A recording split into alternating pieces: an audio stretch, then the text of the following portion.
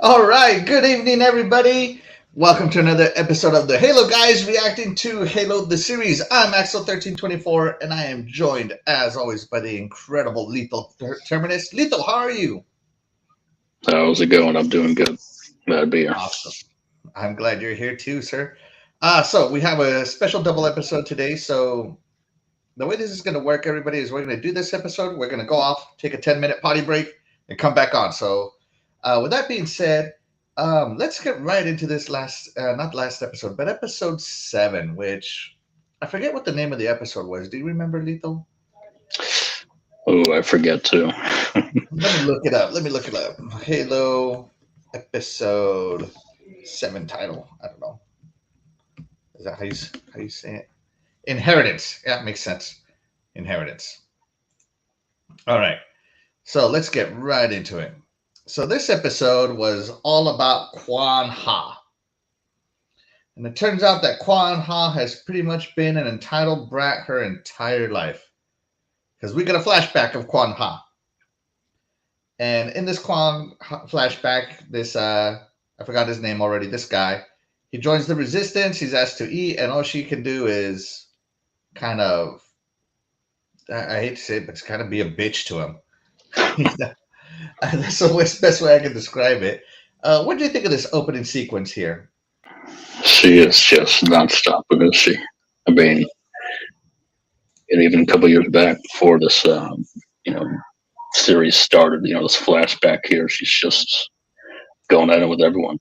She, she's on her own territory pretty much. Yeah. She just can't stop fighting. It's crazy. Right. And it's funny, right? Like, I was having a good time laughing at this because, the aunties, they're all like, oh, he's handsome and all this. Oh, take him for a walk, and that's totally 100% culture, where they're trying to convince the girl to be with the handsome boy and all this stuff. So I find that annoying, but she didn't have to be the way she was, is what I'm saying. And of course, in the background here, sitting right next to her father is, the dad's best friend, who Quan Ha in an earlier episode accused of betraying everybody. So it's kind of nice that she's there too. Nice details, in my opinion, sitting right next to the dad. So yeah, let's get right into it. So the flashback ends, and Quan Ha is driving like a scene from Mad Max, driving right into a sandstorm. She stops in the middle of the sandstorm for I don't know why, and she gets abducted. She gets caught and abducted. What'd you make of this scene here? Yeah, she gets abducted by the what do they call them? The sand people. That's what they call them, the Tusken Raiders or something. Except for Tusken Raiders of Halo. Except for not terrifying at all. So, yeah, like you said, driving like from Mad Max or whatever, just right into a sandstorm. No care in the world. She's on her mission. She's on her mission to do whatever she's doing at this point. Yeah, and it's funny because she drives really angry too. Like, it shows her pushing on the gas without a care in the world. I just don't understand why she stopped. That's because she might have seen something in the distance, like the shadows or whatever. I don't know. Yeah, and it never quite clarifies why. But it doesn't matter why, because this is Halo, the TV series. Then we get to Soren. Now, Soren has a new little scar on the back of his neck from where Quan Ha zapped him. And he's telling the story of his triumph of getting off the planet to his people, to his high court. And this guy, they call him Squirrel, right? And Squirrel basically calls him out, saying that, you took on this new mission, but you didn't share anything with your partners, and you didn't help your partners or anything like that. So what's going on here? You know, and he basically accuses him of losing a step. And Soren kind of approaches him in a tough man attitude, asking him, "Do you feel that I missed a step?" And of course, he gives a non-answer. What'd you make of this scene?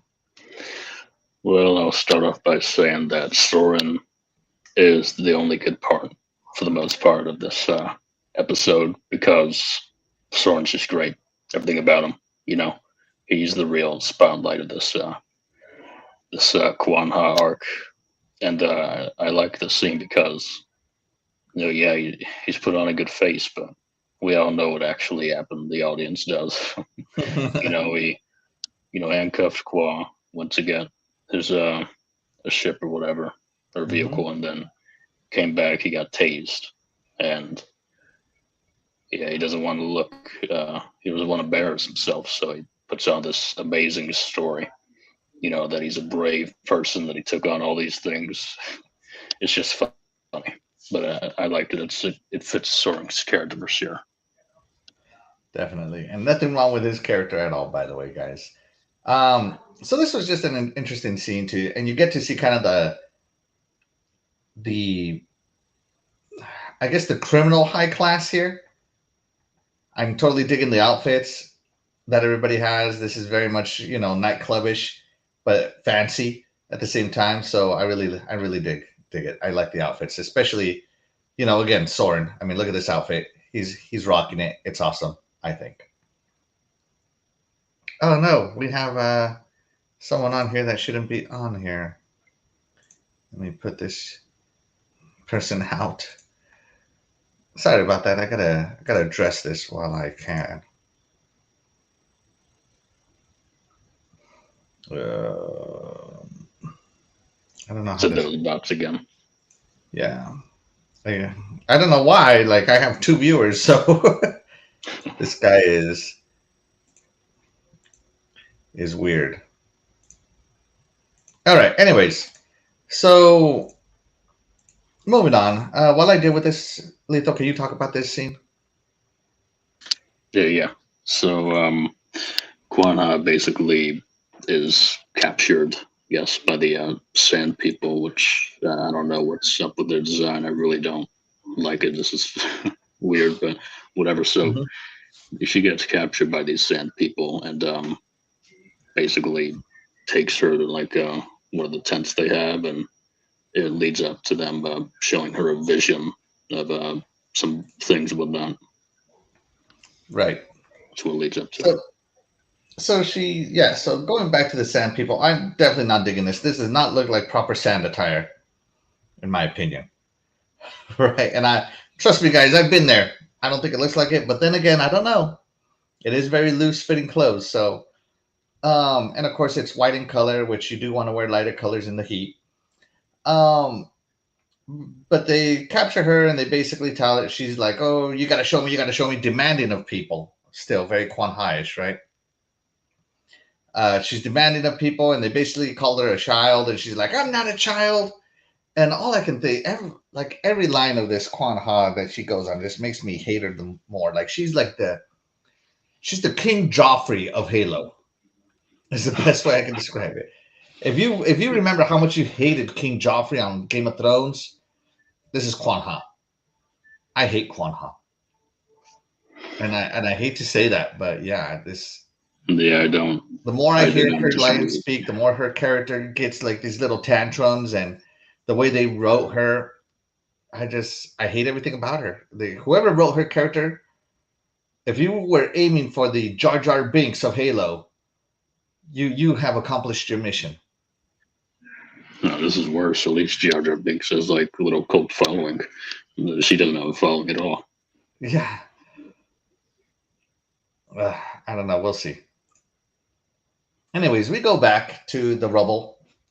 And so the day's over. Here's Squirrel and Soren. And Soren basically traps Squirrel inside one of those train lift thingies. Oh, what are they called? They have a name. Train car, I don't know. I don't know what it's called. Whatever it's called. The train car thing. And he basically plays the friendly guy. Oh, and by the way, guys, you can see his scars right here from Quan Ha. These are courtesy of Quan Ha right here.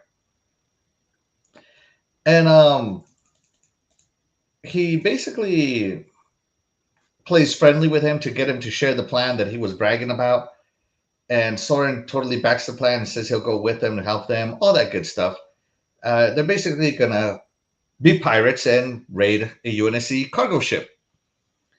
And I thought there was a really kind of tense scene. Like the chemistry here is made tense all the way through between these two. What did you think of that? Yeah, Soren was able to get Squirrel, as they call him, in this drink cart alone. And, without an audience of any kind, without any kind of people watching him, yeah, Squirrel's nothing, and he's just Soren's kind of just toying with him, like, we'll go on this, UNSC raid, essentially. We'll do all this. But, at the end of the day, he knows who's in charge and just kind of has to, go with it pretty much whether they like it or not. Right. Yeah. So that's that scene. Let's move on. And we're like fast pacing through this episode because honestly, I really didn't like it. So now we get back to Quan Ha and the Mystics, as I'm calling them. And Quan Ha and the Mystics, she's basically telling her they light the fuel on fire, but if you turn the fuel upside down with nowhere to burn, it turns into water, like something. And Quan Ha takes the drink. By the way, the fire scene was totally cool. I was like, ooh, man, I remember doing that experiment in science class. Quan Ha has some visions, and I swear to you, I wish this was real. I wish this was the real deal. I wish Master Chief would just punch her right in the gut and send her into the next dimension, because yeah, she has these visions where she basically can't fight out of it, can't overpower it, she can't get out of it, she can't even die. Like she keeps coming back to life on it. You know what I'm saying? Yeah, and were you not done? Let's continue if you weren't done. No. Keep going. Go ahead. Okay, so, well, first of all, actually, you forgot to include the greatest character in this episode. You know what I'm talking about? I did know who you're talking about. I wanted to put him in here, but I was just like in a rush. Go ahead. Yeah, Ref. Remember that guy from, what was it, episode 2 or so? Yeah. Ref. Yeah, he comes in here and is basically taunting Juan. Quan. I don't know when I saw him again. I was just like, what's going on? But yeah, back to this. So it looks like Quan's playing Halo because she keeps dying and respawning, and she's just not able to do anything. She's stuck on this wall pretty much, and that wall's Master Chief. And like kind of like you said, yeah, I'm glad just finally get to see Quan put in her place, pretty much. Just Chief, unfazed by whatever Quan is trying to do, and just throwing her around, hitting her, kicking her, whatever, all that stuff. So good stuff. This is one of the highlights of the episode for sure. Yeah. I wish this was not a dream. So she has the visions, and finally she has visions of her like great granddad or some crap like that, and basically saying that the chief is going to be back here soon, and something in this well is a portal, and so that she needs to protect this portal, and that's all we get. So there's a portal, which portals do exist in the Halo universe. I don't know about a portal in a well, but I'm going to guess that inside this well is some sort of forerunner structure. What do you think? Oh my gosh, this person is back. Yeah. One second, take over here for a few minutes. Yeah, so I don't know if you included, I don't think so, but there is a scene where you see a monitor, pop out from the well, which is kind of interesting, That's but right. Yeah, I guess it's kind of a portal to, I don't know where, just some sort of foreign construct or something. But I thought it was interesting that the whole thing about what's, Quan Ha's father was talking about and seeing was, this foreigner stuff about the mantle of responsibility in humanity's place in the universe, essentially, and their duty. Right. So this is all about that. And by the way, the monitor was huge, as he should be. So shout out to the lore. All right, now we get back to one of my favorite scenes. Right. So we get back to Soren, the pirate. Soren is a much more interesting story than Quan Ha, by the way. Soren the pirate, they're jacking the UNSC ship.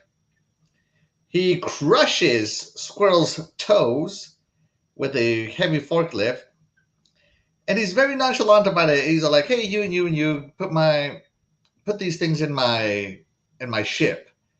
And Squirrel's like, "Help me, help me!" And remember, this is the girl that at the party was like putting the little whispers in his ears about everything, right? And Soren basically looks at her and says, "You," like calls her up by name. I forgot her name. Put this stuff in my ship. And she's like, "Sorry." And she basically obeys Soren. What do you think of this scene? It's a power move. That That's is right. what this is. This is a power move to show who is in charge. And Soren does not take kindly to people like Squirrel, just kind of trying to challenge his authority or try to make it seem that he's not all up to what he is. And basically, what he did is to kind of just reinforce that he is in charge. It's a typical, but at the end of the day, it's necessary and it fits Soren character, like I said, and that's not a bad thing. Soren the Great, so Right. And then Soren is talking with his wife. Do you remember his wife's name? I do not. Anyway, Soren is talking to his wife, and she's asking what they learned. And he said, "Well, they learned who's in charge for starters, and that fear is a powerful motivator." But yeah, I have some comments on this scene, but I'll let you go first on this one. That he basically is talking to his wife about what he just did and explaining his actions to her, and she does not approve of his methods. Of course, she doesn't say anything negative about it. She just doesn't approve of it.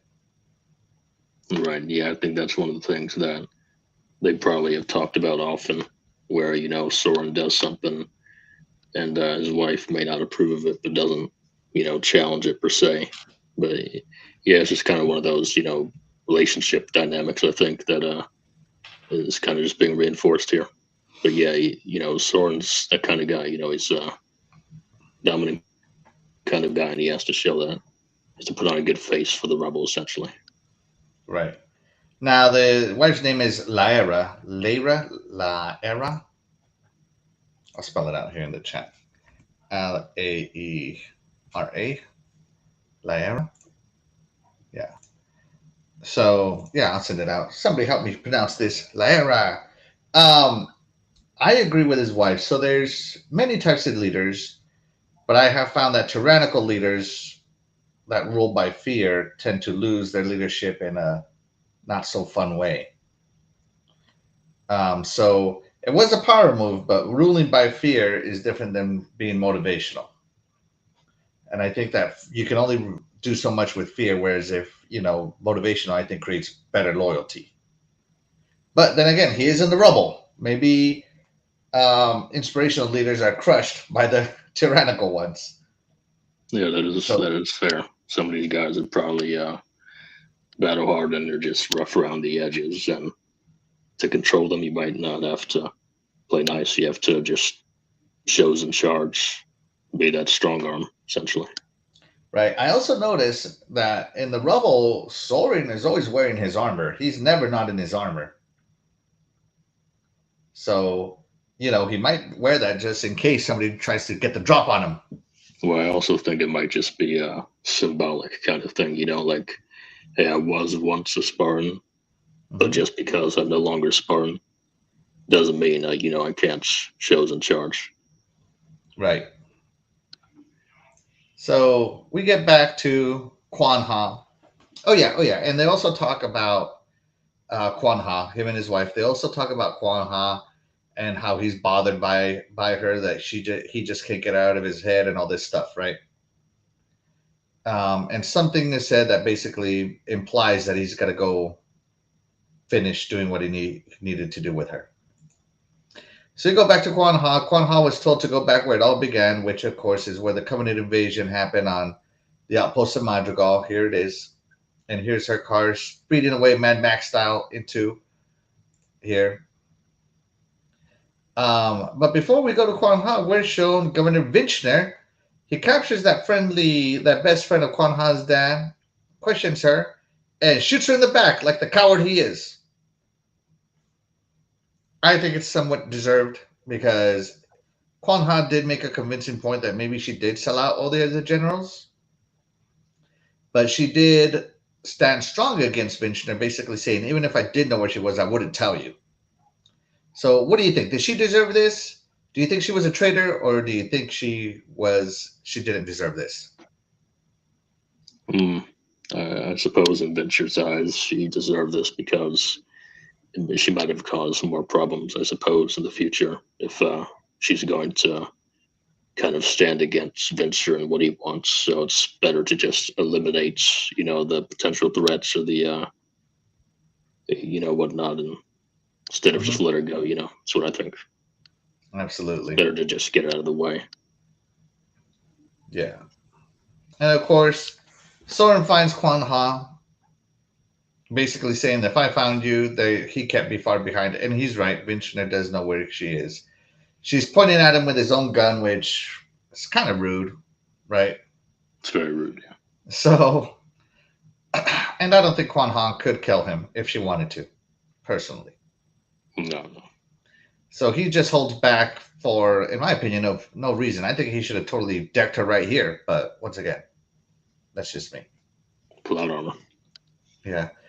And when he finds her in the middle of their talk, of course, Governor Vinchner's there. He brought his own megaphone. What do you think of this scene where where he's talking to Quan Ha? No, he's just toying with her at this point. Like, hey, we have you surrounded pretty much. Just come on down, surrender, and we'll make this easy, or, we'll just hunt you down and make it out on you. It's kind of what I think. But yeah, it was a cool scene, like, just him bringing his own microphone. I thought that was funny. I thought it was hilarious. Super hilarious. Anyway, so I love this scene right here where Vinchner is talking and Soren is trying to formulate a plan, and his plan is basically to kill everybody. And Quan Ha says, no, they'll kill you. And what does he say? Lethal, what does he say in response to Quan Ha saying that they'll kill him? I'm going to be honest, I do not remember. He basically said, not likely. Or not a chance. He said, not a chance. Oh, yeah, he should have just pulled an arbiter like word so easy. Oh, man, that would have been even better. An arbiter where it's so easy.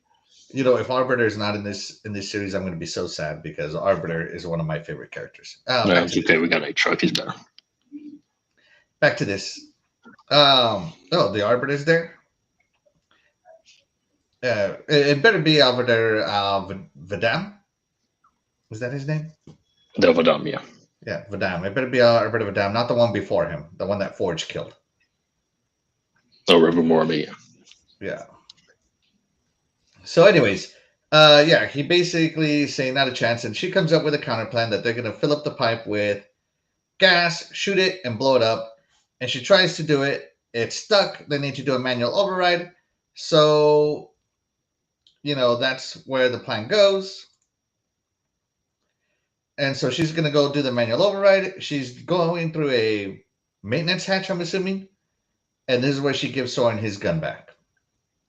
And she tells him to save a bullet for the sky pipe. What did you think of this plan when you saw it? Well, I mean, blowing something like that up, what can go wrong, especially since you got all those people after you. It's your best bet, to be honest.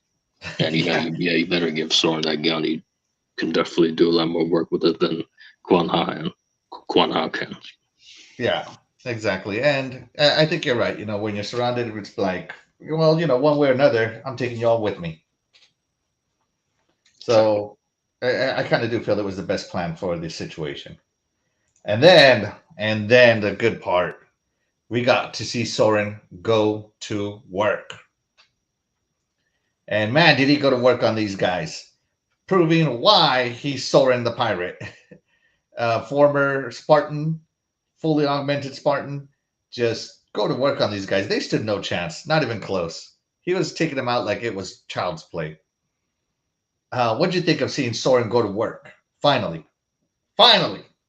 Yeah, this was the best part of the episode for sure. Because, again, like I said, even though Soren's not technically a Spartan anymore, he fights like a Spartan still, absolutely. Doing, very quick work with these minions. And it was great to see. Some good action. And straight to the point as well. Like, these guys didn't even have time to blink. Like, he wasn't playing to like hurt them. He was playing to murder them as fast as possible. And what a great scene. Now, Quan Hai eventually does see a little combat. And I like this part because we got to see a sticky grenade. What do you think of seeing the sticky grenade? I wasn't expecting it, but it's a welcome surprise. Using some of the leftover Covenant weapons and whatnot from the battle beforehand with Master Chief and all them. It's a cool touch, like basically just scavenging and being resourceful. So yeah, it's a good touch. Right. I kind of find it ironic though that like Governor Vinchner didn't come here to take the tech, and that nobody else had scavenged it before. It kind of is like it's been there that whole time, Yeah, that's fair enough. Yeah, it could definitely be useful. Yeah, but it was cool to see a sticky grenade finally. And it stuck as it should, which was awesome. So yeah, I really enjoyed this. This was fan service for sure. Anyways, eventually they come out. Governor Vinchner does get a shot off on Soren. They hit his toe, I believe, and then Vinchner hits his shoulder. And they do slow him down enough to distract from Quan Ha blowing up this place. She shoots it with Master Chief's rifle. And it starts to go off right here. And you can see all the bad guys right here just standing around like idiots. And you got these two extras just lying down right here. What did you think of this scene? Well, yeah, it was a good scene for sure. I felt like this scene was definitely for, showing that Kuan Ha can do something on her own without Soren's help. It's kind of how I see it because, Soren was down, he was hurt, it was all down to Kuan Ha, or else Fincher was going to win. So she's able to pull it off and kind of, save the day. There you go. And we got a really, really cool explosion scene. We got to see just how big this was. And at the end of the scene, the desert priestess or whatever she was, saw it being blown up. So I don't know what that was all about. Just to show that they're there, I guess, Yeah. And of course, Quan Ha and Soren made it into the safe vault, which I believe is this building here. They ran into this safe vault and were safe from the explosion. So yeah, that was awesome. And then at the end, Soren gets his money and his ship. Quan Ha gets to keep this, the Master Chief's gun, because you can see it says 117 right there. And, everybody leaves happy, and they're kind of like, Quan Ha finally stops being kind of a little jerk, and she's like happy all of a sudden, and kind of not being a little witch with a bee. Everybody's happy. Good conclusion to the episode. What do you think of this scene? After the first time in this, series, Quan Ha isn't complaining or arguing or, just having a fit. It's great, but yeah, I don't know, like for Quan Ha, whatever, it still never felt like she got any real character arc, any story arc. It's just kind of, okay, she's angry all the time, she's having a fit all the time, and then at the end, all of a sudden, she's happy. I get that's what she was doing. She wanted to end Venture's whatever it's control, but I don't know. It still never felt really developed. Yeah, I feel like Quan Ha as a character. Yeah, and that was the end of the episode, guys. Quan Ha as a character, I'm not really digging because all I see her as is a whiny, crying princess who tells people what to do, has no manners, just screams and whines if she doesn't get until she gets her way. Um, she's just like, I know she's supposed to be a teenager, but damn, whoever wrote her character must have hated teenagers. Right. It's just, I could care less what happens to Quan Ha. If she never shows up in season 2 or ever again, if this is like a story arc that never gets closed, I could care less. Yeah, same with me. To be honest, I'll say this as well. It I don't know, just felt like an unnecessary subplot that they kind of just tried to throw in. Mm-hmm. If Soren wasn't here, it would have been completely unsavable. But Soren's the good part about it. Not all heroes wear capes, Soren. Not all heroes wear capes. Yeah, and I don't know if he put this screenshot in, but the one where Quan says like, "Oh, we'll beat each other again," and then Soren's like, "God, I hope not." That's at the very end. I'll feel. God, I hope not. Yeah, that's exactly how I feel too. Again. I really wanted to like Quan Ha. I was really excited to see another story, because I loved like Halo Reach, a non-Halo Chief story, Halo ODST, non-Halo Chiefs, Master Chief story. I love Halo Wars, non-Master Chief stories. So I do like them, but God, I hated Quan Ha so much. Oh my God, everything about her just pissed me off. Yeah, that's just not good. What would you rate this episode? Let's give a rating and end this first of 2 episodes today. Oh, I'll give it a 65. It would be a 60, but 65 because of Soren. Give him that. Yeah, Soren was the saving grace to this episode. Personally, I think he's only half the story though, and I know that Quan Ha I know he's only a side character in comparison to Quan Ha. Yeah, I'll give this episode a 65 as well. I mean, it is the culmination of the episode of the Quan Ha arc just didn't close out well, in my opinion. It just doesn't work for me. Yeah, it's the worst storyline in the series so far. Yeah, it's just not good. And I'll just say one more time that there was no real development. I felt it's just okay. She's angry, and now she's not all of a sudden. That's all it is. No real development. Nothing at all. Yeah, exactly. Yeah. Hey, John 079, thank you so much for joining in on our first of 2 Halo episodes. We just finished giving episode 7 a rating. We gave it a 65 from both of us. So we'll see how everything goes. Crazy Greek Dude, thank you so much for stopping by. We appreciate you. Unfortunately, guys, we're going to end this episode right now. And we're going to move into our next episode. Let's see, it's 7:07. So yeah, at 7:30, is that time okay with you, Lethal? Yeah, that's fine. Or would you rather go right into it? Up to you, to be honest. I'm fine with the other one. Let's do 7:30 just to give ourselves a little break, a little potty break. And we're going to review the much better of the episodes today, which is going to be at 7:30. So be sure to drop in John 9079 and Crazy Greek Dude to our 7:30 review. Hold on a second. My wife is voting that we should go right into it right away. All right, so there you go. 7:15. So I'll move the time up to 7:15. That work for you, Lethal? Sure does. All right. So we're going to end this episode here, and we're going to start our next episode here at 7:15. So 8-minute break. We'll catch you guys in the next episode.